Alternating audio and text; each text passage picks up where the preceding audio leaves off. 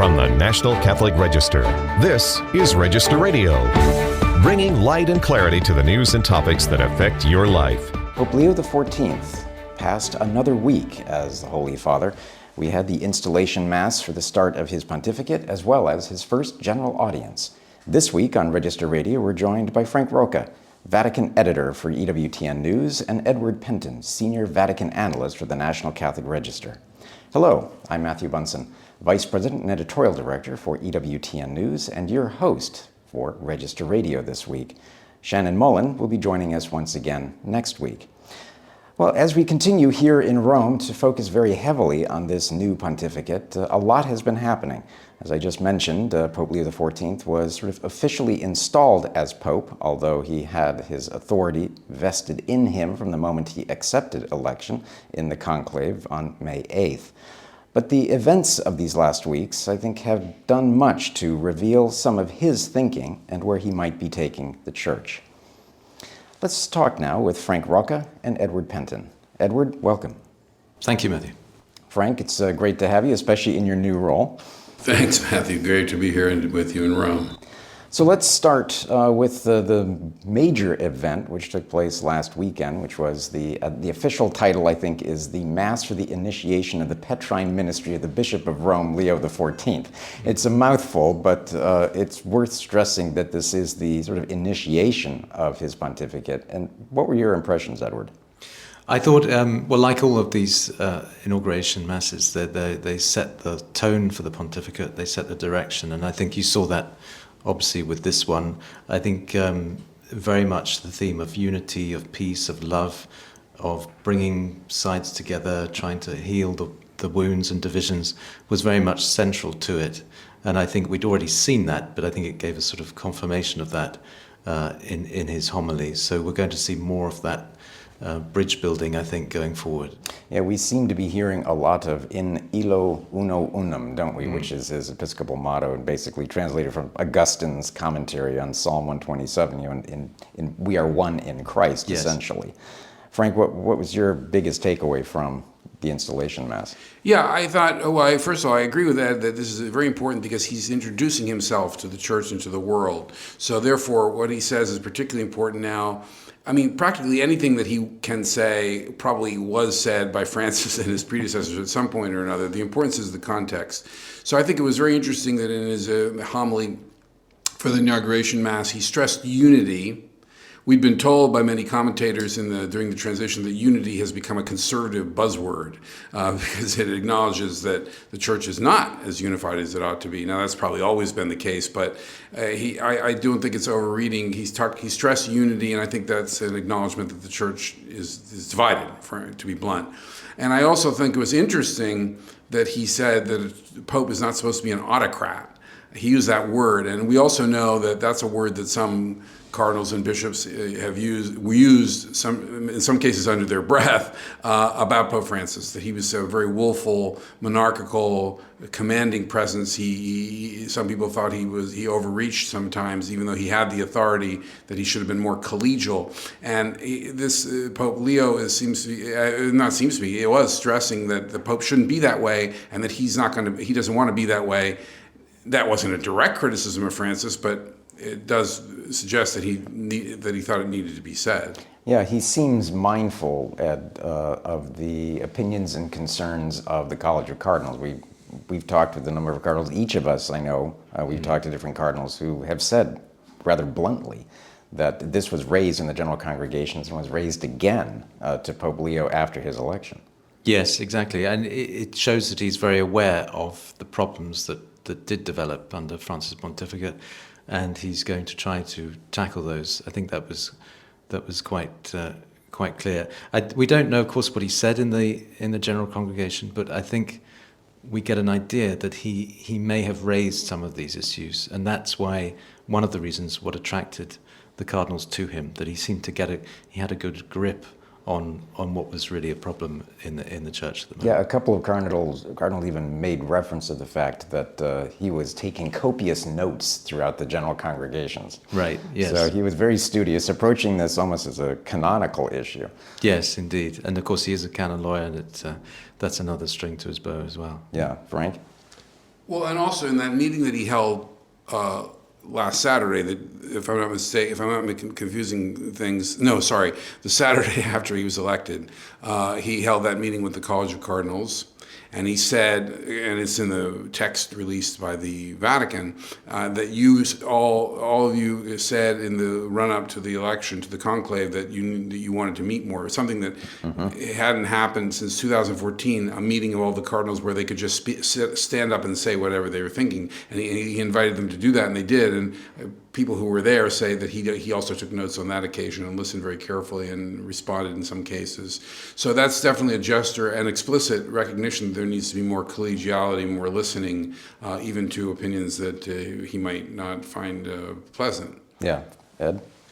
Yeah, it was interesting. I was talking to somebody in the Vatican yesterday who was actually with him on the night of his election, and he said that he has come to him since then. He's a liturgist. He's come to him for advice on the liturgy. And he said if he doesn't know something, he's quite happy to go to an expert who does know and listen. And I think that's what you're getting from him. Obviously, taking notes. He's wanting to be very diligent, but also that element of listening to those who know better than him is something that is a hallmark of who he is. And I think probably augurs well in the future, I think. Yeah. So talk about the liturgy then itself. It seemed to have been, Frank, it seems to have been very well received. There were some minor complaints, I guess, from some quarters about little technical details about it. But the overall image, Frank, what was the reaction to the liturgy of installation? Well, I think so far liturgically he's proved to be very traditional, and that has gratified a lot of traditional people. Traditionalists, devotees of the old Mass, are still hopeful, but still not convinced that he will make life a little bit easier for them. But there is a sense that he's restoring a lot of the practices, and that this seems to be received either happily or neutrally. I don't hear much complaint. Yeah, Ed? Yes, I think... in fact, I asked this person I mentioned just now about what might he do with Traditionis Custodes, and he said that it's likely that he will probably not touch it. He won't necessarily enforce it, but he'll leave it to the bishops to deal with. And I think that's probably what we're going to see with him. He's going to be very much somebody who's will try to keep the peace, and so not be very strong on particularly one side or another, but keep things sort of at bay, as it were, possibly sort of muddling through, a bit like the Anglicans do, but maybe not, I don't know. But that sort of hands-off approach, I think, is what we might see. Right. Well, connected with that in some ways is what I'm coming to call the synodality count. How many times has he used the word synodality or synodal in different speeches? And I know that there was some initial unhappiness among progressives that he didn't seem to be focusing on it or emphasizing it. So let's start with you, Ed, in terms of not just his use of synodality, but how is he weaving the concept, the idea, into what he's talking about? Yes, it's subtly different. I think he's not using the same sort of terminology as Francis did in exactly the same way. And I think some are analyzing this and saying that it's showing that he's having a different perspective on it, and one which could be one that underlines the importance of the hierarchy within synodality, which is something that was criticized under Francis, his approach was undermining the hierarchy and the ordained clergy as well. And so this could be a way to readdress that. But we've only heard words so far. We've seen no action, so we don't really know what his approach is. Yeah, Frank? Yeah, I think that's right. We don't know yet. He hasn't used it very often. He did use it in a very prominent moment, which is the moment he was introduced to the world. He did invoke synodality on that occasion.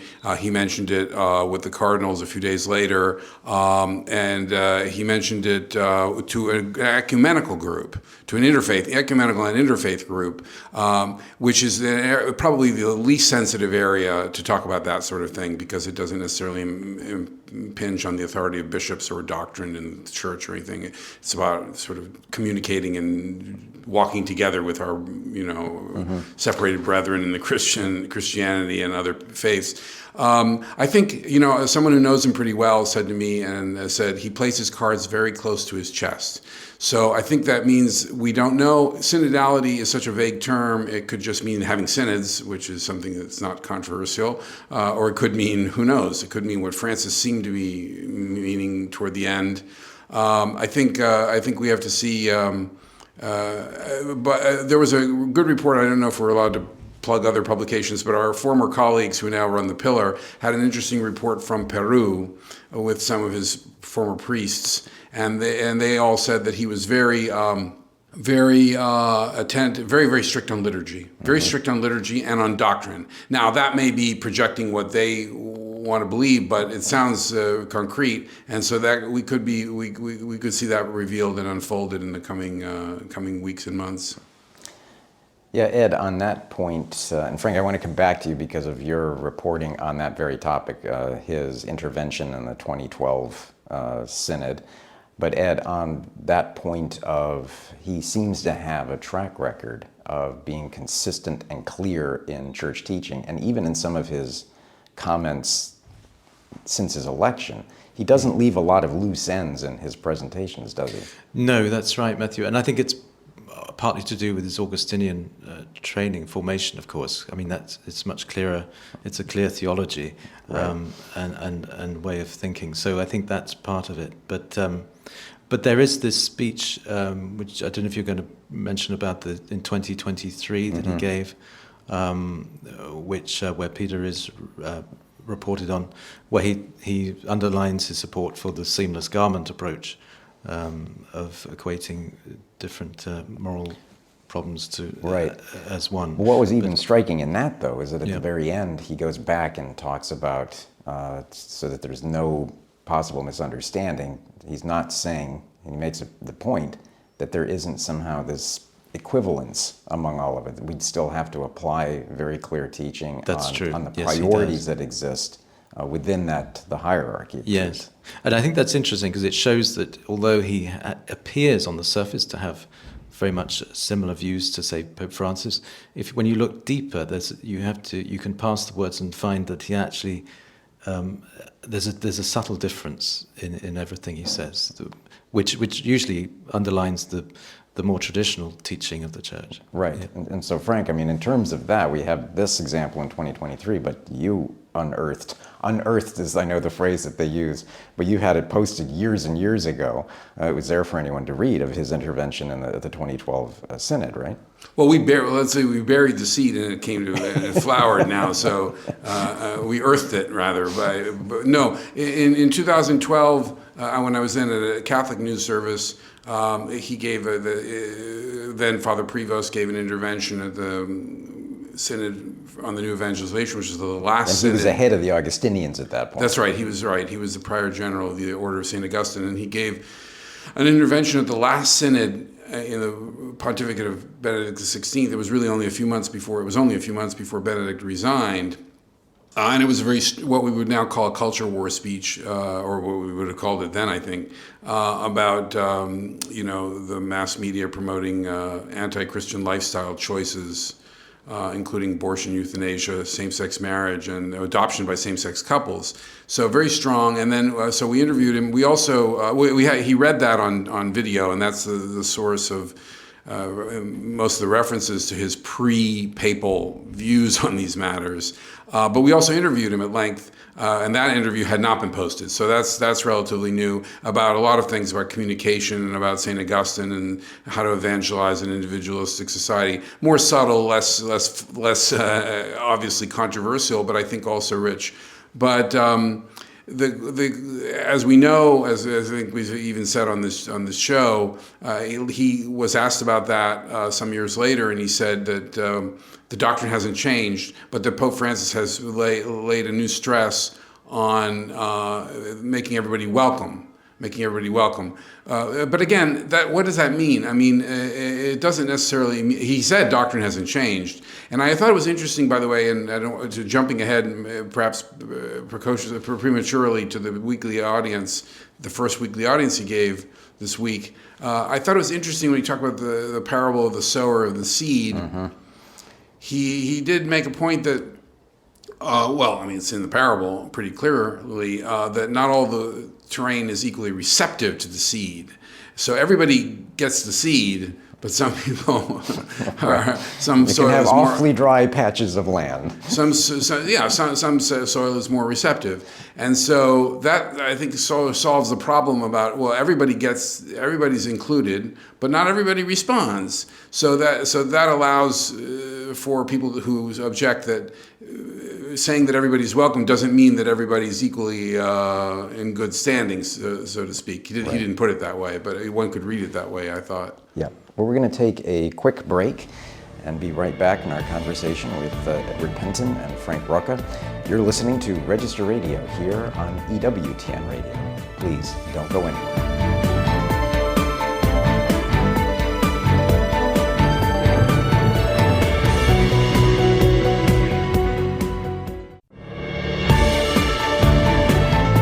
Let's return to Register Radio on EWTN. And welcome back to Register Radio. I'm Matthew Bunson, your host of Register Radio, continuing my conversation with Frank Rocca and Edward Pentin, two seasoned veterans of Catholic journalism who have long followed the events here in the Vatican.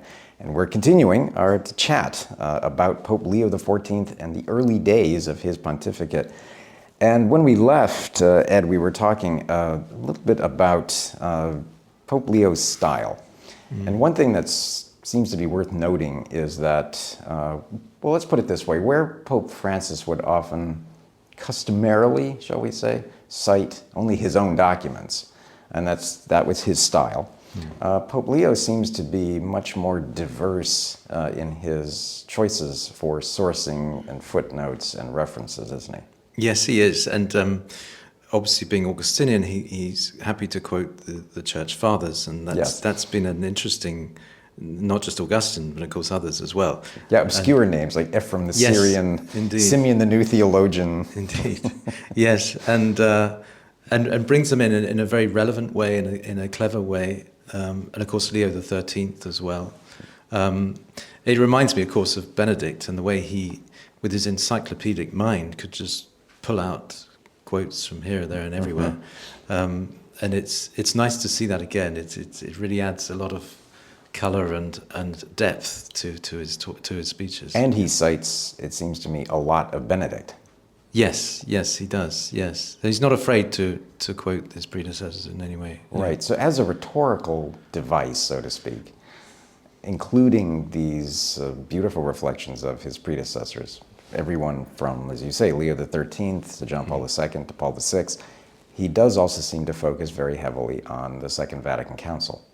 Yes, he does. I don't think in any particularly unusual way. I think he just tries to bring in the council in an orthodox way. I don't think he's anything. There's nothing about the spirit of the council or anything like that. Right. It's very much, although I think he did mention that once, but I think it's more to do with obviously the true meaning of the council, and perhaps trying to get back to the true interpretation of it, rather than the abuse of it that's happened since. Right. Yeah. And Frank, from the standpoint of covering a pontificate like this, how significant is that in terms of shaping reporting on a pontificate in these early days? Well, it's a subtle point, but I think an important one that you underlined from the beginning about his references to the council. And I think from at the crudely political level, which doesn't necessarily preclude, it doesn't conflict with a higher, more theological level. I think it's if to any extent he's going to be seen as more conservative than his immediate predecessor, which I think is already the case. People have already decided, okay, he's a moderate, and we'll see if that classification shifts again. But then, in a sense, he's covering himself by invoking the council, because so that no one can say, well, okay, this is a step backwards. He's saying, no, we're applying the council. I mean, I think he's sincere, but I think it's also maybe important to emphasize that. Whereas one of Francis's, I think it was Father Spadaro, who's a close advisor to Pope Francis, said early in the Pontificate that Francis takes Vatican II for granted. So I think, Leo is not doing that, and he's going, and it may be, as Ed says too, or I think he was suggesting that it's part of the Benedict project at some level of saying, let's get the council right. Yeah, but if that's the case, then we're verging now into the question of interpretations and implementation, aren't we? Yes, and this is, I think, something that blew up really under Francis, because you could see a lot of debate, a lot of discussion, a lot of unease about, is this really the true interpretation of the council, and do we need to have some sort of correction of these interpretations? So maybe he's setting the path towards that. It's hard to say, but certainly that's something that's been called for, and something I think many people feel is needed, is some kind of clarification about what the council really taught, and to correct some of those errors where things have sort of been taken out of context or and abused. So yeah, I think. Well, so far we've had a lot of discussion that's been very welcome, of unity, of communion. He tied synodality to collegiality when he was talking to the College of Cardinals. Trying to build those bridges, that's another image. You, at the very start of our conversation today, you used that phrase of building bridges. At a certain point, though, he's going to have to start making some decisions of drawing lines. I'm thinking in particular of Germany. Exactly, yes. The rubber's going to have to hit the road pretty soon, and it's going to be with Germany and the appointments he's going to have to make, especially first of all with the dicastery for bishops where he was, that's got to be made soon. So it'll be interesting to see who he chooses for that. But yes, the bishops in Germany, there's certain concerns I think over there about things that he's said. But you mean the Germans are unhappy? They're unhappy. Yes, yes. Exactly. So it'll be interesting, obviously, to see what he does there. And that's probably going to have to be decisions taken soon as well on that. Well, and that raises the question, too, as a holder of a doctorate in canon law with long experience in the application of law, are there going to be areas that he's going to have to try to clean up, so to speak, canonically, because of the, 75 plus motu proprio that were issued by Pope Francis that in many ways are still unclear in how exactly they're supposed to be handled? Yes, I think this is definitely going to be a priority of his, and one of the reasons why he was probably elected as well was because he's a canonist, and this was a big concern during Pope Francis's time, as you say. Cardinal Pell had a great concern about this, that the Vatican had become lawless under Francis. So I think, this is going to be a significant factor. I have heard, in fact, that this is a priority of his, how it's going to play out. To provide clarity. To deal with the legal problems that have developed under Francis. I think that's going to be a priority. Some of which he dealt with, in all likelihood, in some capacity as the bishop in Peru, and then certainly as the prefect here for the dicastery of bishops. Right, yes. And he does have a good track record of dealing with these issues, and in administration, of course, running the Augustinians, and he has a very good reputation for dealing with these issues and sorting them out. So it all goes well. One of my favorite observations of somebody who worked with him was that in all the years that they worked together, he never saw him lose his temper. Right, yes. He does seem that very calm, very calm man. Serene is Serene. The word that we're hearing. Yes. Real quick, in the brief time we have left, I want to hear from each of you. What are you working on, and what are you anticipating in the next few weeks? Right. Well, I just finished an article which is going to be published soon on his appointment to the John Paul II Institute, which is a very interesting new appointment of his, one of his first appointments to replace Archbishop Vincenzo Paglia with the Vicar of Rome. That's an interesting appointment, because it went to the heart of very much of Pope Francis's approach to moral theology, and it seems to be a rolling back to how to closer to being what John Paul wanted. So we'll see about that. Yeah, now we have to wait for the Pontifical Academy for Life and how that all plays out, right? Right. That's the other one that Archbishop Pallier heads. So yeah, we'll see about that. Okay, Ed, thanks.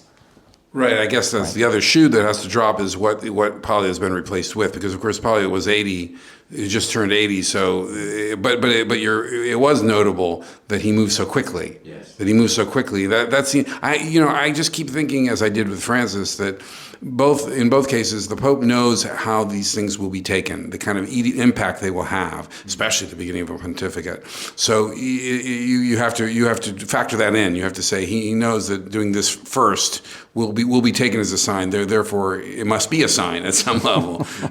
He's not just being casual about it. As for future themes, well, one thing is that, we're hearing reports that in mid-June the Vatican will be hosting peace talks between Russia and Ukraine. Mm-hmm. So I think that will be a big story that our writers will be and our TV people will be covering. But also, if the Vatican is taking a different approach under Leo than it did under Francis, Leo seems to be clearly more pro-Ukraine. There's lots of evidence for that. His reaching out to Zelensky and so forth. So that will be a big story. All right. Well, thank you both, and I know all of us are looking forward to your reporting on Pope Leo, on what's happening here in Rome. So thank you for your work, and God bless you. Thank you, Matthew. Thanks. Well, thank you so much for joining me this week on Register Radio. Until next time, please take care, and remember you can go to ncregister.com for a lot more news and commentary. Thank you so much again for listening. Until next week, take care and God